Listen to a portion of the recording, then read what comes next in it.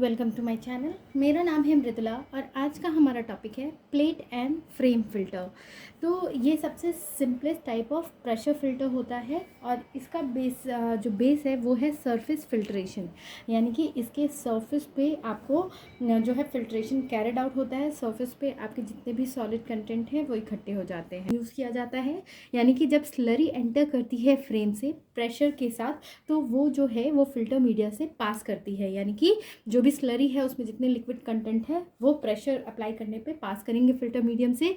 फिर फिल्ट्रेट जो है वो प्लेट्स के ऊपर कलेक्ट हो जाता है और फिर आउटलेट के थ्रू ये वो एग्जिट हो जाता है। ठीक है, यानी कि जो भी लिक्विड है वो आउटलेट के थ्रू कलेक्ट कर लिया जाता है। इसमें नंबर ऑफ फ्रेम्स और प्लेट्स होते हैं जो कि यूज़ किए जाते हैं, जिससे कि सरफेस एरिया जो है फिल्ट्रेशन का वो इंक्रीज़ हो जाए और लार्ज वॉल्यूम ऑफ स्लरी को इसके थ्रू प्रोसेस किया जा सके। जिससे तो अब हम प्लेट एंड फ्रेम फिल्टर के कंस्ट्रक्शन के बारे में देखेंगे। तो इसमें प्लेट फ्रेम जो है वो एक दूसरे के बाद अरेंज होते हैं और उनके बीच में जो है वो फिल्टर मीडिया लगा होता है। यानी कि देखिए, ऐसे अगर आपका प्लेट है, ठीक है, प्लेट के बाद जस्ट जो है वो फिल्टर मीडिया को ऐसे रखा जाता है।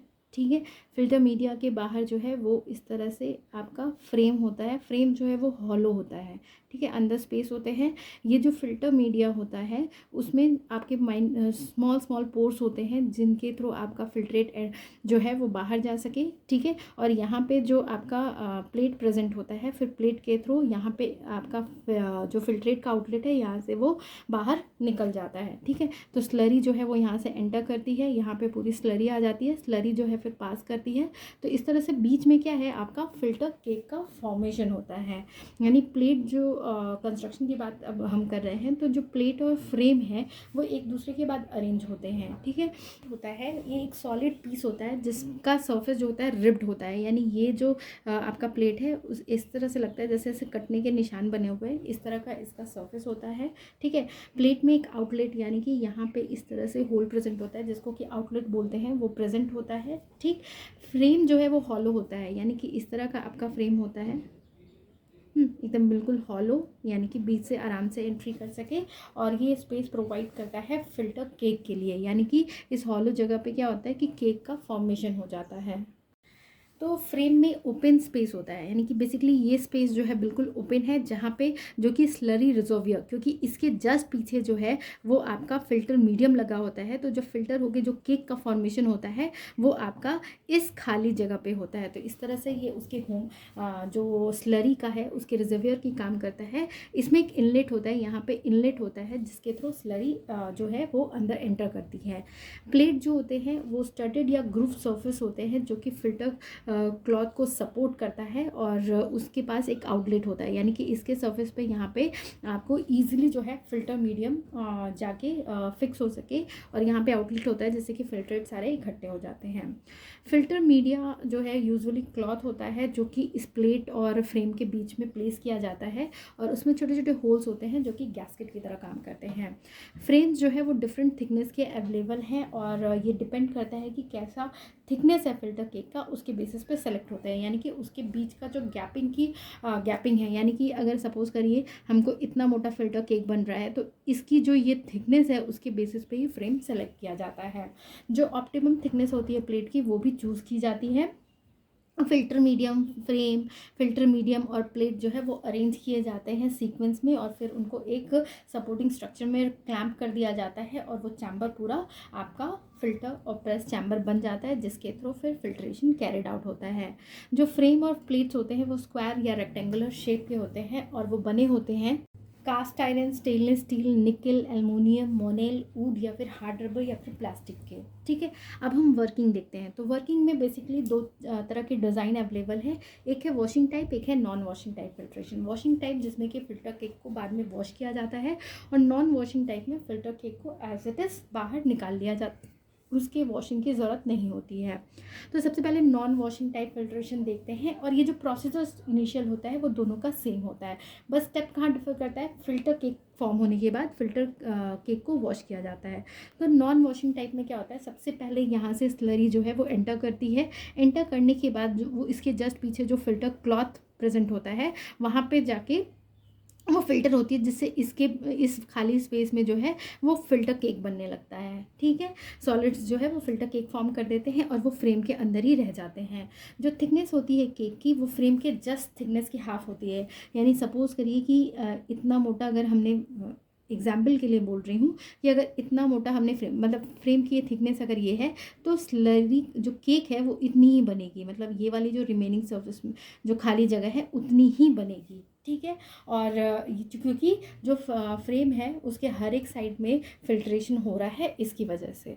तो इस तरह से कह सकते हैं कि दो तरह के फ़िल्टर केक जो है वो फॉर्म हो रहे हैं, जो कि फ्रेम के सेंटर में जाके अटैच हो जाते हैं।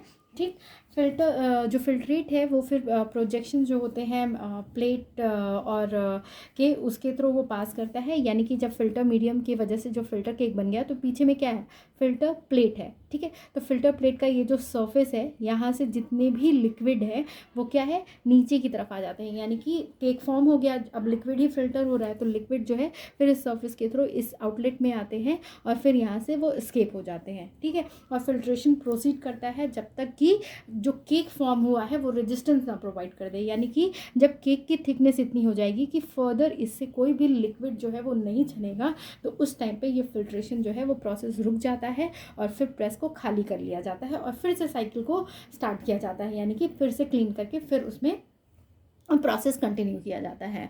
वॉशिंग में बेसिकली क्या करते हैं, सेम प्रोसीजर रिपीट होता है, लेकिन उसके बाद जब केक का फॉर्मेशन हो चुका होता है, फिल्ट्रेशन स्टॉप हो जाता है, तो फिर फिल्टर केक को वॉश करने के लिए जो आउटलेट होता है वॉशिंग प्लेट का, उसको बंद कर दिया जाता है। यानी कि चूँकि फ़िल्टर यहाँ से जब लिक्विड जाएगा और ये आउटलेट ओपन होगा, तो जितना भी लिक्विड है वो बाहर निकल जाएगा, तो इसको सबसे पहले क्लोज़ किया जाता है। फिर इसके वॉशिंग एरिया से यहाँ से वाटर वॉश जो है वो सेंड किया जाता है, जो कि इस पूरे फिल्टर को वॉश करता है। ठीक है, और जैसे ही वाटर पास होता है फिल्टर क्लॉथ से और फिर फ्रेम में एंटर करता है जहाँ पे केक प्रेजेंट होता है, वाटर अच्छे से केक को वॉश करता है और फिर फिल्टर क्लॉथ से पास होते हुए फिर वो प्लेट तक पहुँच जाता है। ठीक है, और फाइनली जो उसका आउटलेट है फिर उसको ओपन कर दिया जाता है, जिससे कि उसमें एंटर कर जाता है। फाइनली जो वॉश्ड वाटर है फिर वो आउटलेट के थ्रू प्लेट से बाहर निकल जाता है। ठीक है, अब ये तो हमने वर्किंग देख ली, वॉशिंग कैसे करते हैं और साथ ही कैसे आपका फिल्ट्रेशन हो रहा होता है। अब बेसिकली जो filter plate and frame filters है, उसका एडवांटेज ये है कि जो इसका कंस्ट्रक्शन होता है फिल्टर प्रेस का, वो काफ़ी सिंपल होता है और इसमें वैरायटी ऑफ मटेरियल्स को जो है वो यूज़ किया जा सकता है। ठीक है, जैसे कि कास्ट आयरन कॉमन सब्सटेंसेस को हैंडल करने के लिए, ब्रॉन्ज स्मॉलर यूनिट्स को हैंडल करने के लिए, स्टेनलेस स्टील जो कि आपको कॉन्टामिनेशन जिसके थ्रू अवॉइड किया जा सकता है, हार्ड रबर या प्लास्टिक जहाँ पे भी उन स्लरी को फिल्टर करने के लिए जहाँ पे जो है मेटल्स नहीं यूज़ कर सकते हैं, या वुड भी यूज़ किया जा सकता है ताकि वो लाइट रहे। इसका जो मेंटेनेंस कॉस्ट है वो काफ़ी लो होता है। ठीक है, और ये large filtering area per unit provide करता है। यानी कि जो फ्लोर सरफेस है, स्पेस है, वो काफ़ी लार्ज हो जाता है। इसमें जो है केक की एफिशिएंट वॉशिंग पॉसिबल है और जितने भी जॉइंट्स हैं प्लेट के वो एक्सटेंड किए जा सकते हैं ताकि प्लेट डिस्कनेक्ट हो जाए अगर किसी तरह का लीक दिखाई दे रहा है तो। और ये ड्राई केक प्रोड्यूस करता है स्लैब की तरह, मतलब कि इस तरह के आपको जो केक है वो इस तरह के स्ट्रक्चर में स्लैब की तरह आपको अवेलेबल हो जाता है, बिल्कुल ड्राई होता है। तो डिसएडवांटेज ये है कि एक बैच फिल्टर है, सो इसीलिए नॉन प्रोडक्टिव है क्योंकि आपको बार बार चेंजेस करने पड़ेंगे। इसमें लेबर की रिक्वायरमेंट होती है, इसलिए कॉस्ट काफ़ी बढ़ जाता है। ये हाई आउटपुट के लिए बिल्कुल भी सूटेबल नहीं है और ये उन स्लरी जिसमें कि 5% से कम सॉलिड्स हैं उनके लिए ही ये काफ़ी एफिशिएंट है। और इसमें कभी कभी लीकेज की प्रॉब्लम भी हो जाती है जिससे कि आपको प्रॉपर जो है वो प्रॉपर फिल्ट्रेशन देखने को नहीं मिलेगा। ठीक है, यूजेस की बात करें तो ये basically food industry, mining industry, pharmaceutical industry, chemical industry और वेस्ट वाटर ट्रीटमेंट के लिए यूज़ की जाती है। तो ये था अबाउट आपका प्लेट एंड फ्रेम फिल्टर के बारे में। अगर आपको मेरा ये वीडियो पसंद आए तो प्लीज़ इसे लाइक शेयर और कमेंट करें। Thank you for watching.